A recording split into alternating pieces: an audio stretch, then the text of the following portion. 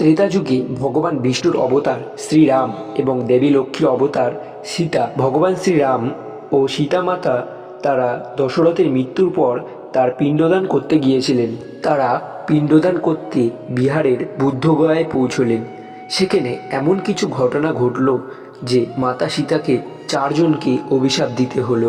সেই অভিশাপের ফল আমরা এখনও দেখতে পাই। নমস্কার বন্ধুরা, শুভজিৎ স্পিরিচুয়ালের আরও একটি এপিসোডে আপনাদের সবাইকে স্বাগত। আজকে আমরা বলবো দেবী লক্ষ্মীর অবতার সীতা কাকে কাকে বা অভিশাপ দিয়েছিল, আর কেনই বা সেই অভিশাপের ফল আমরা এখনো দেখতে পাই। তাহলে চলুন বন্ধুরা, ভিডিওটি শুরু করা যাক এবং ভিডিওটি শেষ পর্যন্ত দেখতে থাকুন। বুদ্ধ গয়ায় পৌঁছানোর পর সীতাকে রেখে রাম ও লক্ষ্মণ দুই ভাই পিণ্ডদানের সামগ্রী আনার জন্য বের হয়। দুই ভাই বেরোনোর পর অনেক সময় পেরিয়ে যায়। পিণ্ডদানের সময় পেরিয়ে যাওয়ার জন্য স্বয়ং দশরথ মাতা সীতাকে দর্শন দেন এবং বলে তার পিণ্ডদান তাড়াতাড়ি সম্পন্ন করতে। কিন্তু সীতা তাকে বলল যে তার দুই পুত্র তার পিণ্ডদানের সামগ্রী আনতে গিয়েছেন, তাই কিছুক্ষণ অপেক্ষা করতে। কিন্তু তিনি অপেক্ষা করতে নারাজ হলেন এবং বললেন তার খুব খিদে পেয়েছে, তাকে সেই নদীর বালি দিয়ে পিণ্ডদান করতে। সেখানে মাতা সীতা সমস্ত রকম বিধিনিষেধ মেনেই পিণ্ডদান করলেন শ্রীরাম তার পিণ্ডদানের জিনিসপত্র নিয়ে ফিরে আসার আগেই। কিন্তু সেখানে কয়েকজন সাক্ষী ছিলেন। সেখানে সাক্ষী ছিলেন অক্ষবট অর্থাৎ বট গাছ এবং ফল্গু নদী, একটি গরু, একটি তুলসী গাছ ও আরেকটি সাধু।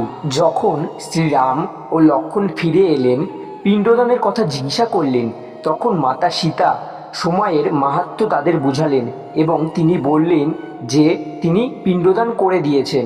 নিজের কথা সত্যি প্রমাণ করার জন্য সীতা মাতা সেই পাঁচজন সাক্ষীর কাছে রাম এবং লক্ষ্মণকে নিয়ে গেল এবং সবাইকে সেই সত্যিটা বলতে বলল যে সে সমস্ত নিয়মকানুন মেনে তার পিণ্ডদান করেছে।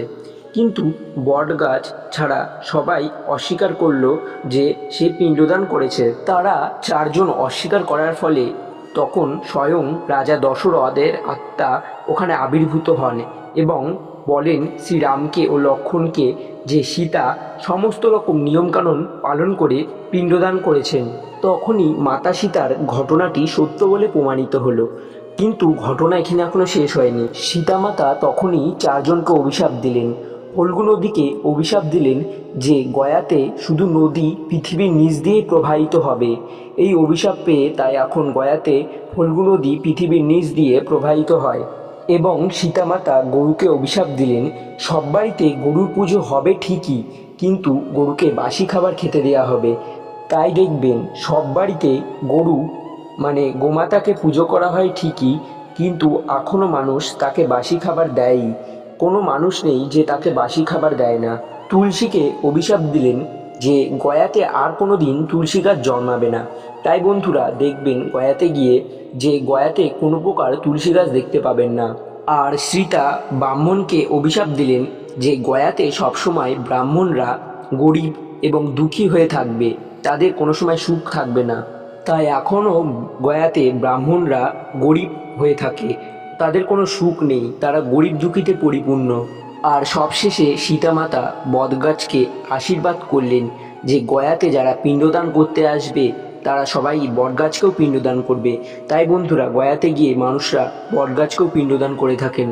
নমস্কার বন্ধুরা, তো আজকের ভিডিওটি এইটুকুই। ভিডিওটি যদি ভালো লাগে তাহলে ভিডিওটিকে একটি লাইক করে দেবেন এবং আমাদের চ্যানেলে নতুন হয়ে থাকলে চ্যানেলটি সাবস্ক্রাইব করে দেবেন আরও এরকম ভিডিও পেতে। নমস্কার বন্ধুরা, আজকের মতন এইটুকুই। আপনারা ভালো থাকুন, সুস্থ থাকুন, আবার ফিরবো নতুন ভিডিও নিয়ে। জয় শ্রীকৃষ্ণ, জয় শ্রীরাম।